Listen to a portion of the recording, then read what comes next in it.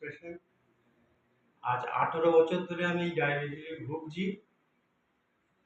এখানে এই মিস্টার ডের সাথে পরিচয়, আজ 12-14 বছর ওষুধ এখানে খাচ্ছি, খেয়ে সুস্থ আছি।